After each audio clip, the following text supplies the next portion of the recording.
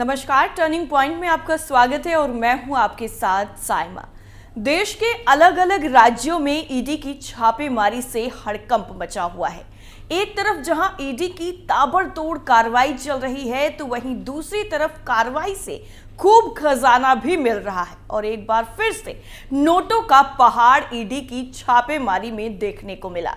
एक बार फिर से कांग्रेस के विधायक की काली कमाई का जखीरा देखने को मिला और तिजोरी खुल गई।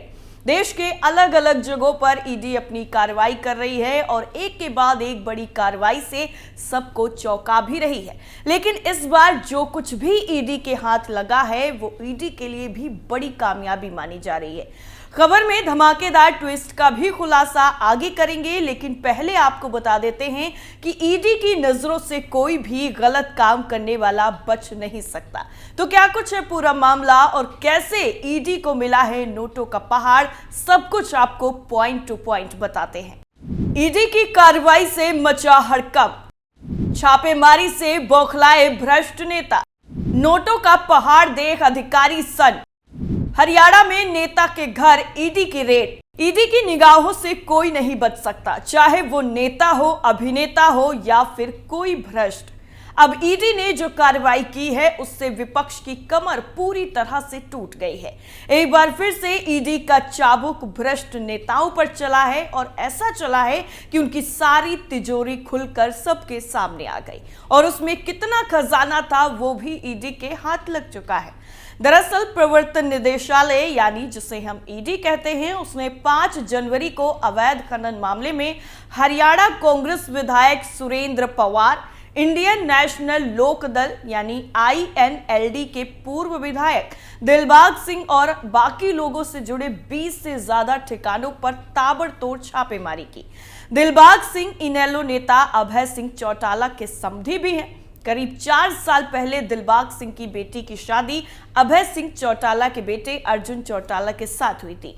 ईडी टीमों ने धन शोधन निवारण अधिनियम यानी PMLA के प्रावधानों के तहत एक साथ सोनीपत में कांग्रेस विधायक सुरेंद्र पवार के सेक्टर 15 में मौजूद आवास, उनके सहयोगी सुरेश के घर पर भाजपा नेता और करनाल के पूर्व डिप्टी मेयर मनोज वधवा के सेक्टर 13 में मौजूद आवास और यमुना नगर में इनेलो के पूर्व विधायक दिलबाग सिंह के घर, कार्यालय और फार्म हाउस पर दबिश दी है। ईडी सूत्रों के मुताबिक जो पता चला है उससे ये साफ होता है कि कांग्रेस विधायक सुरेंद्र पवार, पूर्व इनेलो विधायक दिलबाग सिंह और उनके सहयोगियों के ठिकानों से अवैध विदेशी हथियार, जी हां, हथियारों का जखीरा बरामद हुआ है। 300 कारतूस मिले हैं, 100 से ज्यादा शराब की बोतलें और 5 करोड़ नगद नोटों का पहाड़ बरामद किया है। इतना ही नहीं, 4 से 5 किलोग्राम सोने के बिस्कुट भी बरामद किए गए हैं। ये सब मिलने के बाद कई तरह के गंभीर सवाल खड़े हो रहे हैं। साथ ही भारत और विदेश में कई संपत्तियों के बारे में भी पता चला है, यानी इंडिया में तो है ही संपत्तियां, लेकिन विदेशों में भी इनकी अकूत संपत्ति है। सुरेंद्र पवार के आवास पर पिछले 24 घंटों से ज्यादा से ईडी की छापेमारी लगातार चल रही है। ईडी के अधिकारी अवैध खनन और ई रवाना स्कैम से जुड़े मामले में कांग्रेसी विधायक से जानकारी भी जुटा रहे हैं। अलग अलग 5 गाड़ियों में ईडी के अधिकारी और CISF के जवान सुरेंद्र पवार के घर पहुंचे और हमला बोल दिया। कोर्ट के आदेश के बाद ईडी ने इस मामले को लेकर एक FIR भी दायर की थी। रेड के दौरान ईडी की टीम ने खनन कारोबार से जुड़े दस्तावेजों, बैंक खातों और जमीन से जुड़े मुख्य कागजातों की जानकारी भी जुटाई है। ईडी की कार्रवाई के दौरान कांग्रेस विधायक अपने आवास पर ही मौजूद थे। सुरेंद्र पवार के आवास से ईडी के अधिकारियों को कुछ अहम सबूत भी मिले हैं। भाजपा नेता मनोज वधवा 2014 में इनेलो के टिकट पर मुख्यमंत्री मनोहर लाल खट्टर के खिलाफ चुनाव लड़े थे। उन्होंने 2019 में निर्दलीय प्रत्याशी के रूप में विधानसभा चुनाव लड़ा। दोनों ही बार उनके हाथ में हार लगी।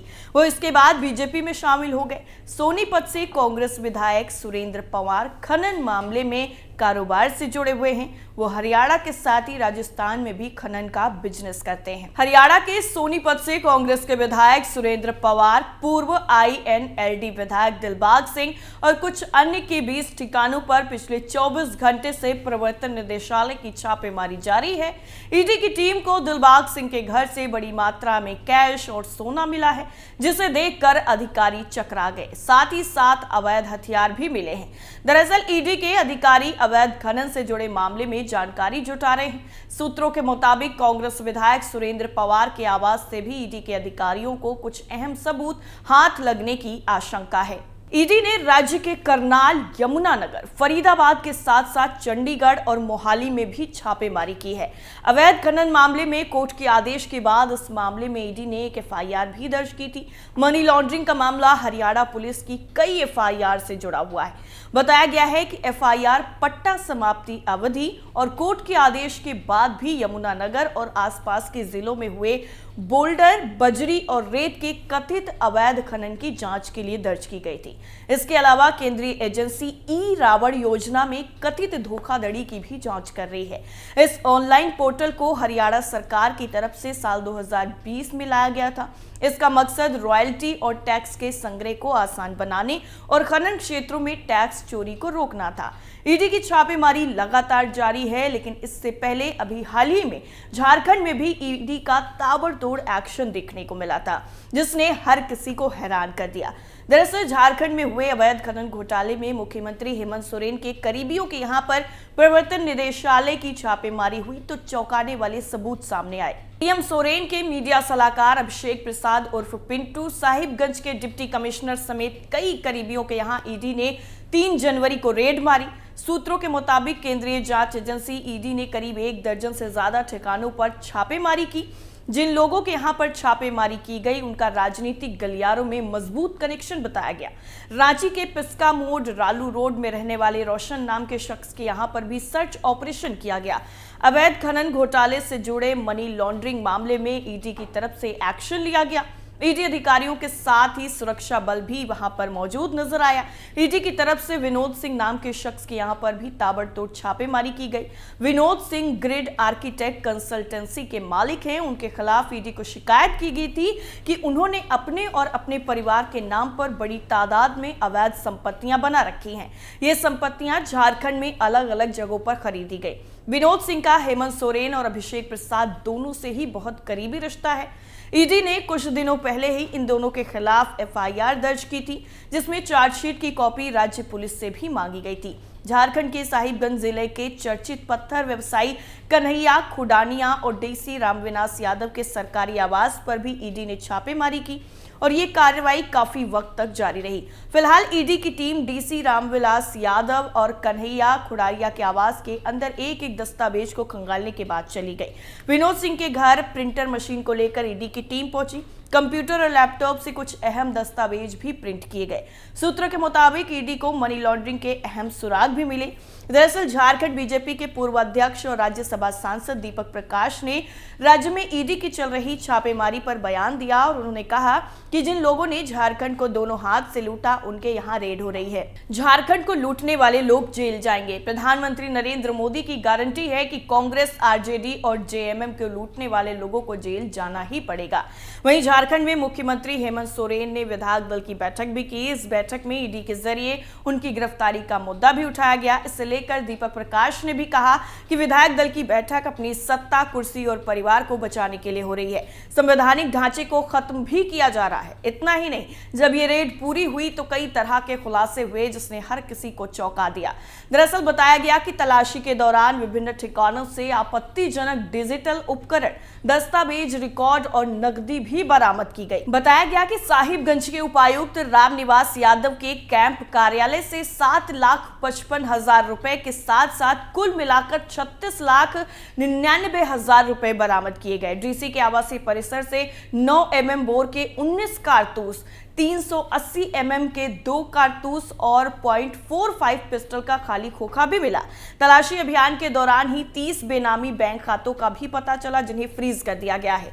ईडी ने यह भी बताया कि झारखंड में व्यापक पैमाने पर अवैध खनन के सिलसिले में पहले भी 51 ठिकानों पर तलाशी और 8 गिरफ्तारियों को लेकर ही 3 जनवरी को कई ठिकानों पर छापा मारा गया। आपको बता दें कि 6 मई को ईडी ने मनरेगा घोटाला केस की जांच के सिलसिले में झारखंड की तत्कालीन खान एवं उद्योग सचिव पूजा सिंघल के ठिकानों पर छापा मारा था। मामले की जांच आगे बढ़ी तो अवैध खनन का एंगल सामने आ गया। इस केस के सिलसिले में ईडी ने 8 जुलाई 2022 को सीएम हेमंत सोरेन के विधायक प्रतिनिधि पंकज मिश्रा और कारोबारी कन्हैया खोदानिया के साथ साथ कुछ अन्य लोगों के ठिकानों पर भी छापा मारा था और 18 जुलाई को पंकज मिश्रा से पूछताछ हुई और उसे गिरफ्तार कर लिया गया। इस केस में बाद में लाइंजर प्रेम प्रकाश को भी गिरफ्तार किया गया। दाहू यादव का नाम भी अब इसमें आया, लेकिन वो फरार चल रहा है। अवैध खनन केस में डीसी रामनिवास यादव ने ईडी पहले ही पूछताछ कर चुकी है।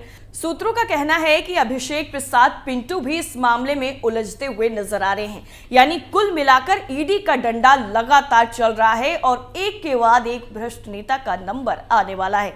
अब देखना होगा कि इस पूरे मामले में क्या कुछ एक्शन देखने को मिलता है। टर्निंग पॉइंट में फिलहाल के लिए इतना ही। बाकी खबरों के लिए देखते रहिए कैपिटल टीवी। नमस्कार।